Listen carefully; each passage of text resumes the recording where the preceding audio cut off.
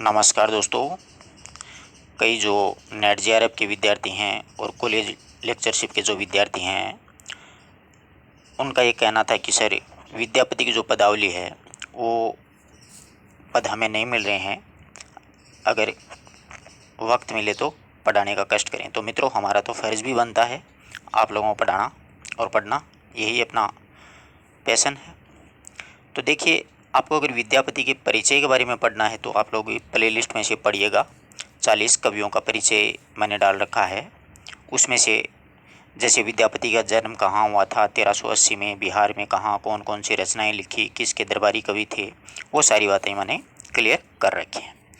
तो अब देखिए, अपन पढ़ते हैं। विद्यापति की पदावली का पहला पद है श्री कृष्ण की वंदना। ठीक है, श्री कृष्ण वंदना। और हिंदी साहित्य में कई बार ये प्रश्न पूछा जाता है कि हिंदी साहित्य में कृष्ण की भक्ति का श्रेय किसे जाता है, कृष्ण भक्ति का श्रेय। तो बहुत से विद्यार्थी एक्चुअल में देखा जाए तो सीधा सूरदास का नाम देखते वो कर देते हैं, परंतु सूरदास से पहले भी विद्यापति जी ने पदावली की रचना कर दी, वो भी कृष्ण की स्तुति में ही की थी। तो ऐसे प्रश्नों के उत्तर ध्यान रखना, बहुत ही सोच समझ के देना। विद्यापति वहाँ पर अगर मिल जाए आपको सूर के साथ में तो ज़्यादातर सही यही माने जाएगा। हाँ, तो आज अपन शुरू करते हैं। नंदक नंदन कदम्ब बेरी तरुतर। नंदक नंदन का मतलब क्या होता है? देखिए, नंद के बेटे श्री कृष्ण। कदम्ब, कदम्ब मतलब कदम के पेड़, तरु यानी पेड़, कदम्ब का पेड़, तर, तर यानी मतलब नीचे, तले या नीचे आप बोल सकते हैं। तो श्री कृष्ण जो हैं, नंद बाबा के बेटे श्री कृष्ण है, वो कदम्ब के पेड़ के नीचे बैठे हैं।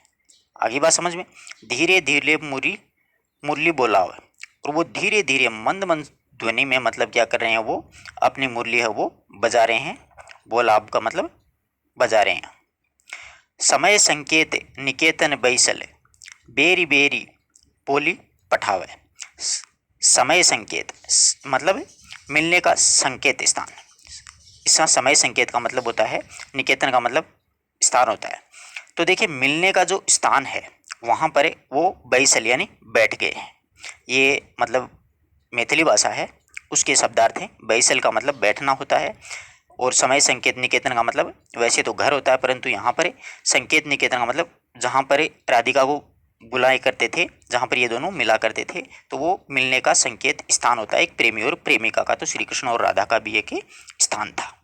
तो समय संकेत मतलब मिलने के स्थान पर बैसल बैठे हुए हैं। बेरी बेरी बोली बैठाओ। बेरी बेरी मतलब बार बार, बेरी बेरी का मतलब होता है बार बार। समारी, बेरी बेरी बोली पठाओ मतलब बार बार हैं वो किसी को बुला रहे हैं, मतलब राधिका को वो बार बार हैं वो बुला रहे हैं कि वो कब आएगी, वो से देख रहे हैं। सामरी, सामरी को मतलब यहाँ पर होगा श्यामा सुंदरी। श्यामरी तोरा गाली, श्यामरी मतलब हे श्यामा सुंदरी, तोरा गाली यानी तुम्हारे लिए, कि हे सुंदरी, हे राधिका, हे श्यामा, तुम्हारे लिए श्री कृष्ण है वो वहाँ पर बैठे हुए हैं और बार बार तुम्हें बुला रहे हैं। अनुखन बिकल मुरारी, अनुखन का मतलब यहाँ पर क्या होगा, मतलब बहुत ही परेशान हो रहे हैं, यानी प्रत्येक अक्षण, अनुखन यानी प्रत्येक अक्षण, बिकल मुरारी व्याकुल हो रहे हैं, प्रत्येक क्षण के लिए, प्रत्येक अक्षण के लिए श्री कृष्ण है वो राधिका तुम्हारे लिए व्याकुल हो रहे हैं। जमुना तीर, जमुना तीर उपवन उद्वेलन, यमुना के तीर पर, जमुना तीर मतलब तट पर, उद्वेलन यानी उद्वेलित वो हो रहे हैं, उद्विग्न हो रहे हैं तुम्हें देख लेंगे। फिर तेरे ही निहारी, और बार बार के फिर ये तुम्हें ही वो निहार रहे हैं, देख रहे हैं कि वो आप आ रहे हैं, उसी स्थान की ओर देख रहे हैं कि राधिका आ रही है। गोर से बिकनी के अबैत जायत, गोरस मतलब होता है दूध दही मक्खन बेचने वाले जो होते हैं। अबैत जायत जो दूध दही मक्खन बेचने के लिए जाते हैं, उनको वह जन जन पूछी बनमारी, यानी बनमारी का मतलब श्री कृष्ण हैं, वो बार बार हैं वो जो दूध दही मक्खन बेचने वाले जाते हैं उनको बार बार पूछ रहे हैं। तो हे प्रतिमान, तो हे प्रतिमान मतलब तुम्हें समझदार समझ करके। सुमति मधुसूदन है, सुमति यानी अच्छी बुद्धि वाले मधुसूदन श्री कृष्ण, वचन सुनाओ कुछ मेरा, वो कहते हैं कि बिल्कुल साधारण भाषा में श्री कृष्ण बोलते हैं कि मेरा कुछ वचन है वो सुनो, आप समझदार लोग हो। बहन विद्यापति सुने ब्रजोवती बदह नंदे किशोर, यहाँ पर क्या कहते हैं, बहन, आगे विद्यापति कह रहे हैं कि जो श्री कृष्ण है वो सुने ब्रजोवती यानी हाथ जोड़ करके बंदे है नंद नंद किशोर श्री कृष्ण है अपनी पूरी इच्छा अर्चना के साथ में है वो उनको उनकी तपस्या या अर्चना अपन को करनी चाहिए। यानी श्री कृष्ण है वो उन पर अपन को बिल्कुल पूरी तरह से आसक्त है वो हो जाना चाहिए। एक बार इसका हिंदी में अर्थ समझने की कोशिश कीजिए बिल्कुल शांति से। नंदक नंद कदम्ब की तरुतरे कि नंद बाबा के श्री कृष्ण जो छोटे बेटे हैं वो कदम्ब के वृक्ष के नीचे बैठे हुए हैं। नंदक नंदन कदम्ब तरुतरे कि नंद बाबा के श्री कृष्ण बेटे हैं वो पेड़ के नीचे कदम्ब के पेड़ के नीचे बैठे हुए हैं। धीरे धीरे मुरली बोलाए और धीरे धीरे से मुरली हैं वो बजा रहे हैं। समय संकेत निकेतन बैसल नियत समय पर ही अपने एक निश्चित समय पर ही अपने बताए गए संकेत स्थान पर वो आकर के बैठ गए हैं। बेरी बेरी बोलाए पठाब बेरी बेरी बोलाए पठाब और अनेक बार आमंत्रित वो कर चुके हैं। यानी वो अनेक बार बार बार आपको बुलाने का वो आमंत्रित हैं वो कर चुके हैं। सामरी तोरा सामरी हे सुंदरी हे श्यामा तुम्हारे प्रेम में श्री कृष्ण वो व्याकुल हो गए हैं। तुम्हारे प्रेम में श्री कृष्ण है वो व्याकुल हो गए। अनुखन विकल मुरारी यानी प्रत्येक क्षण तुम्हारे प्रेम में वो व्याकुल हो रहे हैं। जमुना तीर उपवन उद्वेगते यमुना के तीर पर उपवन में भ्रमण करते हुए व्याकुल होकर के पुनः उसी ओर वो फिर तिहरी निहारी यानी बार बार तुम्हें वो देख रहे हैं कि राधिका आ रही है। यमुना के तट पर वो उपवन में ऐसे घूम रहे हैं। गोरस बिकनी के बैत जाइत जनी जनी पूछे बनबारी जो दूध दही और मक्खन गोरस का मैंने आपको बताया था जो दूध दही मक्खन बेचने के लिए आने वाले हैं उन प्रत्येक स्त्री और वन के मालिक को वो बार बार ही वो पूछ रहे हैं तुम्हारे बारे में। श्री कृष्ण है पूछते हैं श्री कृष्ण के मन में तुम निवास करो तो हे प्रतिमान सुमति मधुसूदन वचन सुनहु कुछ मेरा वो श्री कृष्ण है उसके मन में तुम निवास करती हो। श्री कृष्ण तुम पर बिल्कुल आसक्त हो गए हैं यानी अनुरक्त हो गए हैं तुम्हें भगवान। हे सुमति कुछ मेरी बात भी सुनो हे युवतियों सुमति मतलब हे युवतियों कुछ मेरी बात भी सुनो। श्रेष्ठ कवि है वो विद्यापति बनाई विद्यापति सुनो बरजोवती बंद है नंद किशोर। विद्यापति कहते हैं कि तुम नंद किशोर श्री कृष्ण की इच्छा है वो पूरी करो। उसकी वंदना या अर्चना में ये पद है वो विद्यापति जी के द्वारा लिखा गया है। आशा करता हूँ कि आपको हिंदी अर्थ इसका अच्छे से समझ में आया होगा। किसी शब्द का अगर नहीं आया हो तो आप लोग कमेंट कर सकते हो कि इस शब्द का मतलब अर्थ क्या होगा। कोई सा भी शब्द आप ले सकते हो जैसे बैसल का मतलब बैठे होता है, सामरी का मतलब यहाँ पर सुंदरी होता है। इस प्रकार के ऐसे प्रश्न अक्सर विकल का मतलब व्याकुल होता है। पठाव का मतलब बार बार आपको कोई वो बुला रहे हैं वहाँ पर संकेत स्थान की ओर बुला रहे हैं। किशोर नंद किशोर ऐसे प्रश्न परीक्षा में आते हैं। जैसे यहाँ पर पूछ लेते हैं कि तो ही प्रतिमान सुमति मधुसूदन वचन सुनहु कुछ मोरा तो यहाँ पर मधुसूदन किसके लिए आया तो ये श्री कृष्ण के लिए। यहाँ पर बरजोवती नंद किशोरा ये किसके लिए आया है, सामरी किसके लिए आया है। इस प्रकार के प्रश्न वो परीक्षा में पूछे जाते हैं। अगला पद देखेंगे अपन बहुत ही शानदार पद है राधिका की वंदना में। देख देख राधा रूप अपार बहुत ही शानदार पद है। देख देख राधा का अपूर्व सौंदर्य अपार का मतलब यहाँ पर अपार का अर्थ पूछा जा सकता है तो अपूर्व सौंदर्य मतलब राधिका इतनी सुंदर है कि उसका सौंदर्य वो देखने लायक है। अपरूप के बिही आनी मोरा ओल खिति तल लावणी सार यहाँ पर अपूर्व अपूर्व का मतलब अपूर्व है। अपूर्व मतलब अपूर्व के बिही का मतलब यहाँ पर विधि ब्रह्मा से लगाया कि अपूर्व ब्रह्मा के द्वारा इस पद्य में यह कहा गया है कि ब्रह्मा के द्वारा राधिका को इतनी सुंदर है वो बनाया गया है। इतना सौंदर्य है राधिका का कि मतलब इसमें क्या होता है कि अंग ही अंग यानी उसके अंग इतने सुंदर हैं राधिका के अनंग मूर्छाहित होए पड़े अधीर। अनंग अनंग यहाँ पर कामदेव को कहा गया है कि इतना सौंदर्य है राधिका के अंग प्रत्यंग का कि अनंग यानी कामदेव हैं जो मतलब सौंदर्य के देवता हैं कामदेव वो भी मूर्छित होकर के एक जगह पढ़ करके अधीर हो गए हैं यानी इस प्रकार से वो मूर्छित हो गए हैं। राधिका इतनी सुंदर है। मनमत कोटि मथन करूँ जे जन जे ही मही धीर गिर इतनी सुंदर है राधिका कि कामदेव हैं वो भी अपना मन स्थिर करके एक जगह गिर जाते हैं। वह चंचल चित जान पड़ता है। मनमत कोटि मथन करूं जे जन हेरी मही मधी गिर कि वह चंचल चित ऐसा जान पड़ता है जिसमें श्री कृष्ण जो हैं वो करोड़ों कामदेव होते हैं उनको भी क्या करते हैं उन सभी पे को पछाड़ देते हैं, यानी श्री कृष्ण वो उन सभी कामदेवों से बहुत ही सुंदर हैं।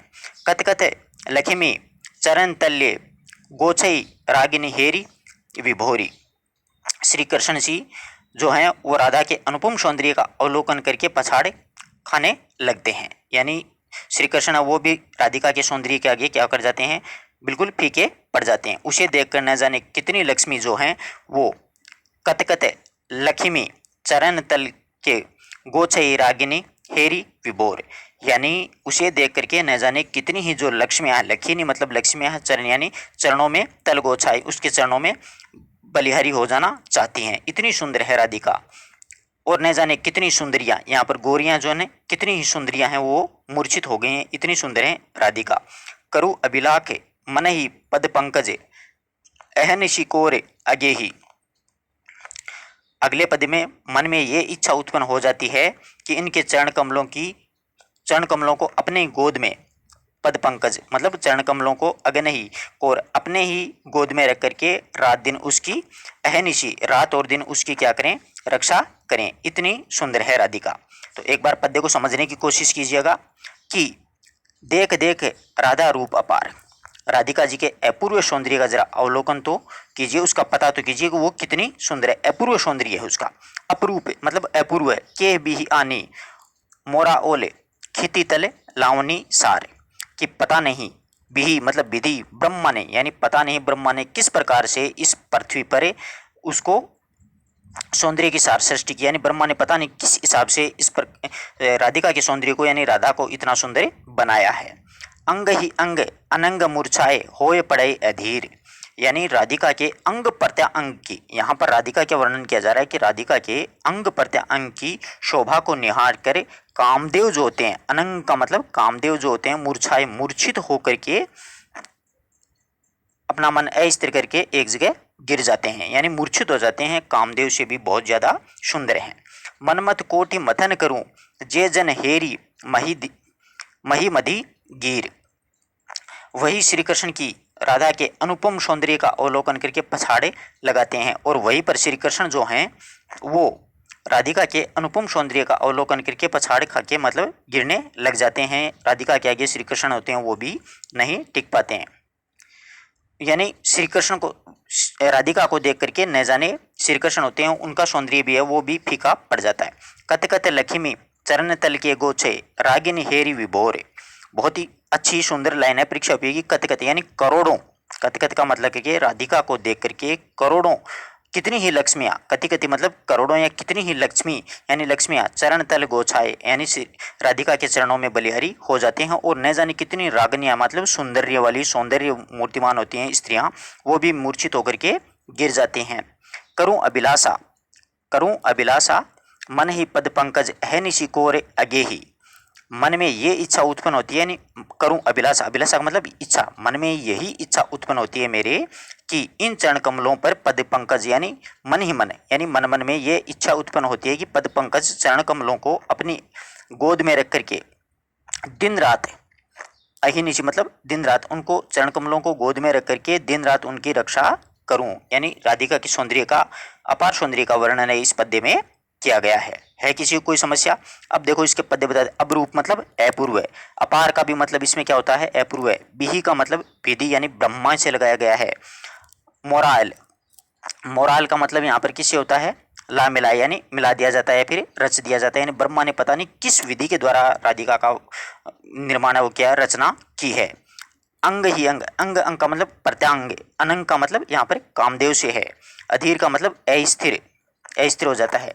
चंचल, चंचल मतलब होता है अस्थिर को अपन क्या कह सकते हैं, चंचल कह सकते हैं। मनमथ, मनमथ यहाँ पर कामदेव के लिए आया है। मनमथ मथी, मनमथ मथी, मथी का मतलब यहाँ पर क्या होता है, मैं से। और लक्ष्मी मतलब लक्ष्मी, यानी लक्ष्मी है वो भी मूर्छित हो जाती हैं, पता नहीं कितनी सौंदर्य वाली जो सौंदर्य नारियां हैं, सुंदरियां हैं, वो भी मूर्छित हो जाती हैं। इस प्रकार इन शब्दों का भावार्थ है वो थोड़ा सा ध्यान में रखना। न्योछावर का मतलब अनोछावर मतलब न्योछावर होता है। इस प्रकार से इस पद्य का अपन ने अध्ययन किया है। किसी शब्द में किसी लाइन में कोई त्रुटि हो, कोई समझ में बात ना आई हो तो आप लोग पूछ सकते हो। बहुत ही प्यारा पद्य है। अब तीसरी है देवी की वंदना। ये बहुत ही शानदार पद्य है। ठीक इसी प्रकार से अपन तीसरा जो पद्य है उसका भी अध्ययन करेंगे। तो देखिएगा, तीसरा पद्य है देवी वंदना। जय जय भैरव असुर भयाउनि पशुपति भामिनी माया। तो देखो, जय जय भैरव भैरवी, जय जय भैरवी, भैरवी का मतलब होता है मतलब गोस्वामिनी या स्वामिनी, या फिर अपने देवी से भी लगा सकते हैं। असुर का मतलब राक्षस से होता है, पशुपति मतलब शिव से होता है, भामिनी माया, भामिनी मतलब पत्नी से होता है। तो देखिए, जय जय भैरव असुर, जय जय भैरवी असुर भया उनि पशुपति भामिनी माया। राक्षसों को भयभीत करने वाले पशुपति भगवान शिव की पत्नी माया स्वरूपा। यहाँ पर मतलब दुर्गा का वर्णन है, पार्वती जी का वर्णन है, वो कहा गया है देवी की स्तुति कि जय जय भैरवी असुर भया उनि पशुपति भामिनी माया, कि राक्षसों को भयभीत करने वाले पशुपति शिव की पत्नी माया स्वरूपा। सहज सुमति बर दिए है, सहज सुमति बर दिए है गोसाउनी अनुगति गति तुअ पाया। तुम्हारी जय जय हो। अब इसको देखिए, पढ़िए एक बार कि जय जय भैरवी असुर भयाउनि पशुपति भामिनी माया, कि राक्षसों को भयभीत करने वाले पशुपति भगवान शिव की माया रूपी माया स्वरूपा भैरवी यानी पत्नी तुम्हारी जय जय हो। सहज सुमति बर दिए ए गोसाउनि अगुण अनुगति गति तुअ पाया। हे स्वामिनी तुझे ये मुझे, हे स्वामिनी मुझे इस प्रकार का आप वरदान दो कि मेरी बुद्धि सहज और सुंदर बन सके। सहज सुमति बर दिए गोसाउनी, गोसाउनी का मतलब यहाँ पर किससे है? हे स्वामिनी, हे गोस्वामिनी, आप मुझे ऐसा एक कोई वरदान दीजिए जिससे कि मेरी जो बुद्धि है वो क्या हो जाए, बिल्कुल अच्छी बन सके, मेरी सहज और सुंदर बुद्धि है वो बनी रहे। और ये तुम्हारे सेवक का मतलब एक चरणों का अनुचर है। तुम्हारा जो सेवक है तुम्हारे चरणों का क्या है? अनुचर है। अनुगति का मतलब अनुचर है, गति तू है पाया। और इसको इस प्रकार का आप एक वरदान दीजिए जिससे कि मेरी जो सहज बुद्धि है वो सुंदर बन सके। बासर रेनी सबासन शोभति चरण चंद्रमुनि चूड़ा। आगे देखिएगा, बासर रेनी सबासन शोभति चरण चंद्रमुनि चूड़ा, की चूड़ा का मतलब होता है शिखा चोटी से, चूड़ामणि मतलब चंद्रमणि मतलब आपके शिखा पर, आपके चोटी पर, आपके शिखा पर चंद्रमणि सुशोभित हो रहा है। तुमने असंख्य दैत्यों का संहार करके अपने मुख में रख लिया है। यानी बासर रेनी सबासन शोभती, कि हे देवी, हे दुर्गा, मैं जो है वो रात दिन तुम्हारे चरण में मर्तक लोग होते हैं वो पड़े रहते हैं, और तुम्हारा जो शिखा यानी चोटी है उस पर चंद्रमणि है वो सुशोभित हो रहा है। चंद्रमणि मतलब चंद्रमा है वो सुशोभित हो रहा है, और तुम्हारे जो चरण हैं उनमें रात दिन तुम्हारे चरणों में मर्तकों के समान पर सुशोभित हो रहे हैं, और तुम्हारी शिखा पर है वो चंद्रमणि सुशोभित हो रहा है। कतोक दैत्य मारी मुह मलेल, कतोक मतलब असंख्य, कतओका मतलब असंख्य दैत्य यानी मतलब राक्षसों को तुमने हे देवी असंख्य दैत्य राक्षसों का संहार करके अपने मुख में रख करके, हे देवी आपने असंख्य दैत्य यानी राक्षसों का संहार करके मुंह में रख करके डाल दिया है, छोड़ दिया है। कतेक उगली करूं कूड़ा, और कतेक और पता नहीं कितनों को, यानी असंख्य दैत्यों को तो आपने अपने मुख में रख करके डाल दिया है, और अनेक को आपने कूड़ा करकट स्वरूप उगल करके उसे फेंक दिया। कतेक उगली कूड़ा करकट, और कितनों को तो आपने मुख में रख करके छोड़ दिया, और कितनों को अपने कूड़ा करकट मुख में समझ करके उसको उगल करके फेंक दिया। तुम्हारा श्याम वर्ण है नेत्र लालिमा से अनुरंजित, सामर बरन नयन अनुरंजित जलद जोग फूल कोका। बहुत ही अच्छी लाइन है। इसमें अनेक मतलब तुम्हारे नेत्र हैं उनकी लालिमा से अनुरंजित हैं। सामर बरन नयन अनुरंजित यानी तुम्हारे जो नेत्र हैं वो लालिमा से अनुरंजित हैं। नेत्रों की आभा बादलों के बीच में लाल लालिमा उत्पन्न है वो कर रही है, यानी लाल कमल के समान सुशोभित हो रही है। यानी अनुरंजित मतलब तुम्हारे नेत्र हैं वो बिल्कुल लाल हैं। जलद जोग फूल कोका, और जबकि तुम्हारे जो नेत्र हैं वो इस प्रकार से लग रहे हैं, उनकी आभा ऐसी है जैसे बादलों के बीच में लाल गुलाब है, वो लाल गुलाब सुशोभित हो रहा है। कोका का मतलब गुलाब, जलद का मतलब बादल, यानी ऐसा लगता है कि तुम्हारे नेत्रों में जैसे आसमान में लाल बादल होते हैं उसी प्रकार तुम्हारी नेत्रों में ऐसा लगता है जैसे लाल बादलों के बीच में कोई गुलाब खिल गया हो। कटकट विकट ओठ पुट पांडरी, लिदुर फेन उठ फोका। अब देखिए तुम्हारे मुख में भयंकरता का कटकट निनाद उत्पन्न हो रहा है। कटकट विकट ओठ पुट पांडुरी, लिधुर फेन उठ होना, यानी तुम्हारे जो होठ हैं, मुख है, उसमें भयंकरता कटकट निनाद है वो उत्पन्न हो रहा है। दोनों होठ पांडर के लाल पुष्प के समान लग रहे हैं। लिधुर फेन उठ कोका, यानी तुम्हारे दोनों ही होठों के बीच में पांडर के लाल पुष्प के समान अरुणिमा है वो लगे रही है। घन घन घनन घुघरे कत बजाए, हन हन कत तुए काता। जिस प्रकार से ऐसा लग रहा मानिए जैसे तुम्हारे मुंह से निकलने वाला झाग एक बुलबुले जैसे उठे रहे हैं, ऐसा प्रतीत उसमें हो रहा है। घन घन घनन कत पातुर बजाए हन हन, यानी मानो होठ इतने लाल और फूल विकसित हो गए हैं जैसे पैरों में घन घन घुंघरू बजते हैं। घुंघरू लिख रहा है ना, घन घन घनन, ऐसा लगता है मानो कि घन घन शब्दों से जैसे लाल लाल नुपुर बज रहे हो ऐसे। और हन हन कत तुए काता, और उसी के साथ में तुम्हारे हाथ में जो कटारी है वो हन हन करती हुई सुशोभित हो रही है। कटारी जो है वो हन हन करती हुई सुशोभित हो रही है और घन घन करते हुए घुंघरू की ध्वनि जैसी लग रहे हैं पैरों में, ऐसे नुपुर आपके बज रहे हैं। विद्यापति कवि तू पद सेवक पुत्र बिसरू जानी माता। आगे विद्यापति कहते हैं कि हे माता, हे विद्यापति, मैं तुम्हारे चरणों का सेवक हूँ। हे माता, अपने पुत्र को विस्मृत मत कर देना, यानी अपने पुत्र को आप भूल मत जाना, उस पर सदैव अपनी दया दृष्टि है वो बनाए रखना। अपने बेटे विद्यापति पर आपकी दया दृष्टि है वो बनाए रखना। अब एक बार आराम से पढ़िए, देखिए एक एक पंक्ति का शब्दार्थ का अर्थ समझते जाइए। जैसे देखिए दिए, इसमें शब्द आया भामिनी माया, मतलब गोस्वामिनी को कहते हैं अपने। भामिनी मतलब पत्नी होती है, भयाउनी, गोसाउनी, गोस्वामिनी। दिए, दिए का मतलब यहाँ पर किससे होता है? दो से होता है। और सभासन, सभासन यहाँ पर शब्द आया मतलब शमशान घाट या मुर्दों के लिए ये शब्द प्रयोग किया जाता है। चंद्रमणि चूड़ा, चंद्रमणि चूड़ा मतलब शिखर पर एक प्रकार की का एक गहना होता है। कतोक यानी कितना देते, यानी कितने देते ने मुँह में मलेल कर रख दिया है। और कितने ही, कते की गिली करू कूड़ा, और कितनों को ही आपने कूड़ा करकट समझ करके उसको फेंके दिया है। सामर बरन नैन अनुरंजित, तो देखिए सामर का यहाँ पर मतलब क्या होगा? मतलब जैसे लाल रंग का जो होता है ना, उसको बोलते हैं अपन सामर।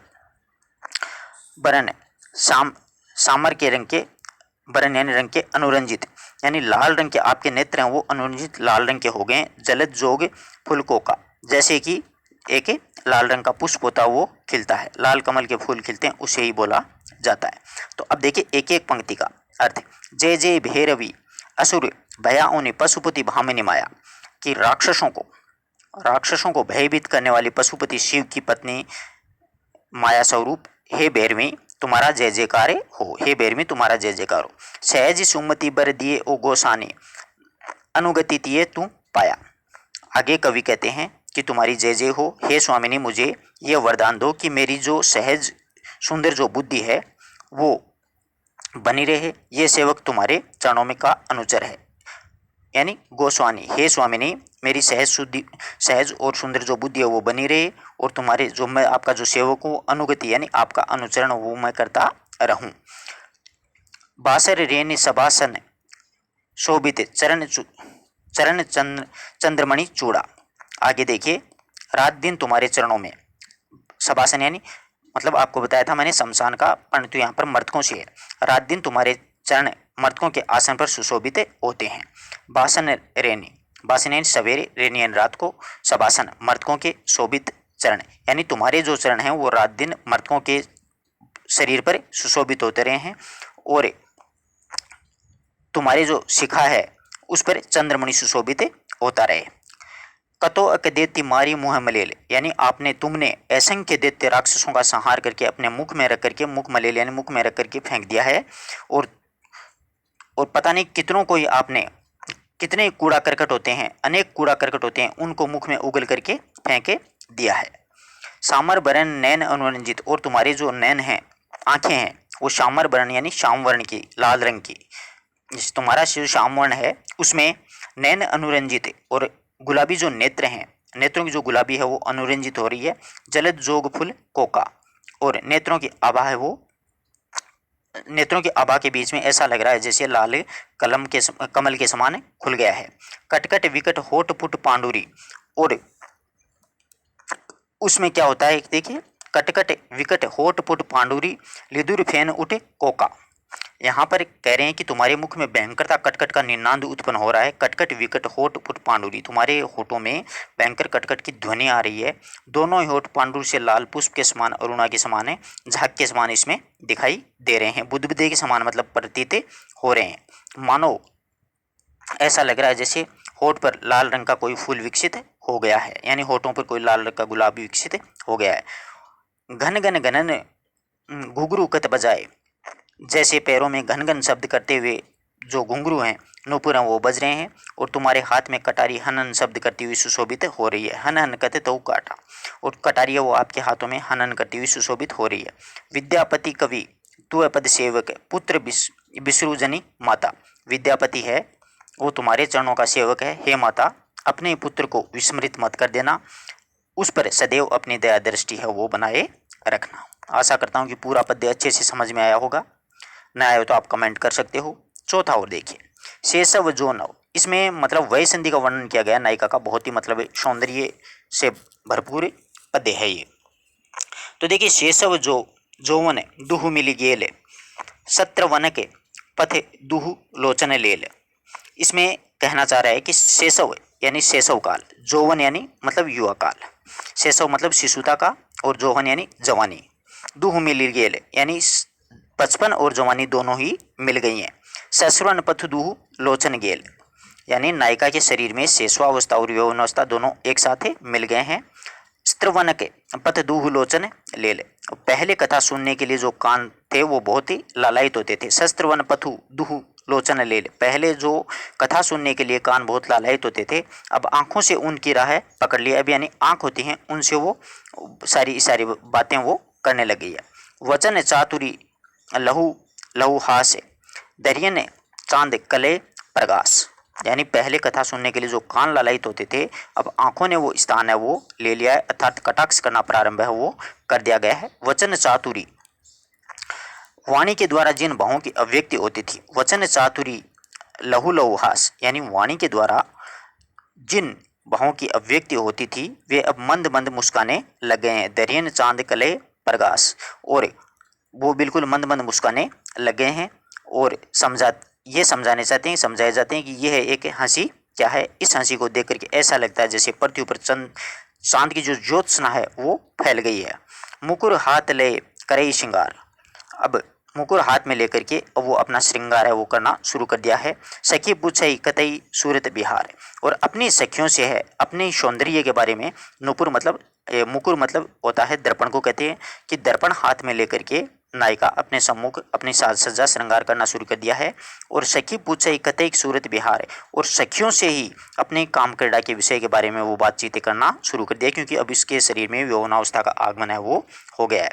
निर्जन उर्जे हेरऊ कतबेरी, निर्जन का मतलब निर्जन जो जगह होती है ना, सुनसान जगह में, उस सखियों काम क्रीड़ा के बारे में पूछती है। और वह निर्जन स्थान पर कितनी बार अपने उरोजों स्त्रों के को देखने लग जाती है। निर्जन उरजे हेरई कतबेरी बिसई अपन पयोदर हेरी, यानी निर्जन स्थान पर कितनी बार अपने उरोज यानी स्तनों का अवलोकन करके वो प्रसन्न होती है कि मेरे स्तन है, मेरे उरोज हैं वो बड़े हो गए हैं। बिसई अपन पयोधरी, और अपने मन में वो क्या हो जाती है, बिल्कुल खुश हो जाती है। और उसके युग कुछ पहले तो निर्जन स्थान में अपने उरुजों को देखती है, अपने सौंदर्य को देखती है, और अपने मन में वो क्या हो जाती है, प्रसन्न हो जाती है नायिका। पहले बदरी संपुन नवरंग, दिन दिन अनंग अगोरल अंग, उसके जो युग कुछ हैं वो पहले बेर के समान छोटे थे। पहले बदरी मतलब बेल, सम पुनः नवरंग, पहले उसके जो स्तन थे, जो उरोज थे, वो बेर के समान छोटे थे, परंतु अब जो हैं स्तन हैं वो नारंगी के समान क्या हो गए हैं, नवरंग यानी नारंगी के समान बड़े हो गए हैं, पहले बेर के समान छोटे थे। दिन दिन अनंग अगोलर अंग, और दिन प्रतिदिन कामदेव उस नायिका के अंग प्रत्यंग में दुंदुभी फूंकने लग गया। दिन दिन यानी दिन प्रतिदिन, अनंग यानी कामदेव, और अगोरल अंग दिन प्रतिदिन कामदेव है नायिका के अंग प्रत्यंग में क्या करता है, दुंदुभी है वो फूंक रहा है, यानी उसका विकास है वो कर रहा है। माधव पेखल अपरूप बाला जोवन दुहु एक भेला। आगे देखिए, इसमें जो विद्यापति हैं आगे कहते हैं कि हे सुंदरी, माधव पेखल, माधव मतलब माधव श्री कृष्ण को कहा गया है। श्री कृष्ण वह संधि वाली नायिका को देखा और वहां पर शेषव और यौन एक हो गए हैं। यानी श्री कृष्ण ने एक बार एक सुंदरी को देखा तो यौन अवस्था उसमें आ गई थी, यानी शेषवावस्था और यौन अवस्था दोनों इसमें समावेश हो गई थी। विद्यापति का यह कथन है कि सुंदरी तुम अभी अज्ञानी हो, बिल्कुल भोली भाली हो। विद्यापति कहे तो है आगे आने दुह एक जोग यह के कह सयानी। विद्यापति आगे कहते हैं कि हे सुंदरी तुम अभी क्या हो, अज्ञानी हो, भोली वाली हो, भला कौन चतुर होकर इस प्रकार की बातें कहेगा या कहेगी कि वे दोनों शेषव और यौवन जो हैं वो समान रूप से प्रशंसा के अधिकारी हैं, दोनों का समान स्थान में, दुह मतलब दोनों समान रूप से एक रूप से विकसित हो रहे हैं, समान रूप से मेरे अंदर समावेश हैं, वो कर गए हैं। आशा करता हूँ कि वही संधि का वर्णन अच्छी तरीके से समझ में आया होगा। एक बार फिर से देखिए, शेषव जोहन दोनों मिल गेल, यानी शेषवावस्था और यौनावस्था दोनों मिल गई हैं। सैसुर पद दुहु लोचन गेल। और उसके जो पहले कथा सुनने के लिए कान जो लालायित होते थे, परंतु आज तो वो क्या हो गया, उसकी आंखें हैं वो उसने वो राह पकड़ ली है, आंखों ने कटाक्ष करना शुरू कर दिया, यानी आंखों से इशारा करना यौनावस्था में शुरू कर दिया है। वचन चातुरी लुहु हास, पहले ये सुन करके वो बड़ी खुश होती थी। दरियन चांद कले प्रकाश, इसमें कहते हैं अब वो मंद मंद मुस्कान करने लग गई है। जिस प्रकार से पृथ्वी पर चांद की ज्योत्सना फैलती है उसी प्रकार से उसकी मंद मंद हंसी से जो दांत होते हैं उसमें मतलब ऐसा प्रसन्नता का आभास होता है, वो हो रहा है। मुकुर हाथ ले करे श्रृंगार, अब यानी दर्पण हाथ में लेकर के वो अपना साज श्रृंगार करने लग गई है। सखी पूछे कतई सूरत बिहार, और अपनी सखियों से काम क्रीड़ा के बारे में यानी कामदेव के बारे में बातें करने लग गई है। निर्जन उरज हेरे कति बारा, निर्जन स्थान पर न जाने कितनी बार अपने उरोज यानी स्तनों को देख करके वो प्रसन्न हो जाती है, खुश हो जाती है। बसई अपन पयो दरिहेरी, और अपने स्तनों को देख करके वो बहुत ही खुश रहती है। पहले ही बदरी, पहले तो बदरी सम पुन नवरंग, पहले तो उसके जो स्तन थे वो बिल्कुल बेर के समान थे, परंतु अब वो नवरंग यानी नारंगी के समान वो बड़े हो गए हैं। दिन दिन अनंग अगोरल आगे, और दिन प्रतिदिन जो कामदेव हैं वो उनके सौंदर्य में क्या कर रहे हैं, धुंधु भी फूंक रहे हैं, यानी अंग प्रत्यंग का विकास है वो कर रहे हैं। माधव पेखल अपरूप बाला जो नवधु एक बेहला, आगे कहते हैं कि श्री कृष्ण हैं, उन्होंने श्री कृष्ण ने वह संधि वाली नायिका को देखा, वहाँ पर शेषव और यौवन एक साथ आ गए थे। विद्यापति आगे कहते हैं कि हे भोली वाली बालिका, कि हे सुंदरी तो हे अगो नहीं दू एक जोग यह के कहे सयानी, सयानी मतलब समझदार, कि हे सुंदरी तुम अभी अज्ञानी भोली वाली हो, भला कौन तुम्हें चतुर होकर के इस प्रकार की बातें कहेगी कि यौवन और शेषवावस्था हैं दोनों, शेषवावस्था और यौन समान रूप से प्रशंसा है वो के अधिकारी हैं, ये दोनों समान स्थान है वो रखते हैं। दूह का मतलब दोनों होते हैं, जोग का मतलब कहेगा होता। आगे बात समझ में, ये वह संधि का वर्णन था। अब अगला जो पद्य है उसमें अपन पढ़ेंगे नायिका के सौंदर्य के बारे में। तो देखिए, शेषव जोवन दर्शन भेल दुहु दल बलही दंद परिगेल। आगे कवि इसमें कहता है कि शेषव और यौवन दोनों एक ही लक्षण नायिका के शरीर में उसकी गतिविधियों में दिखाई देने लगे कि शेषव और यौवनावस्था दोनों के दर्शन यानी दर्शन जो होते हैं भेल दिखाई देने लगे हैं। दुहु दल बलही नंद परी गेल, यानी शेषवावस्था और यौनावस्था दोनों का लक्षण नायिका के शरीर में उसकी गतिविधियों बराबर समान रूप से दिखाई देने लगे हैं कि शेषव और यौन दोनों ने ही शरीर पर आधिपत्य करना चाह लिया है। कबहू बधाई कचे कबहू बिथार, कभी तो देखिए इसमें क्या कहते हैं आगे,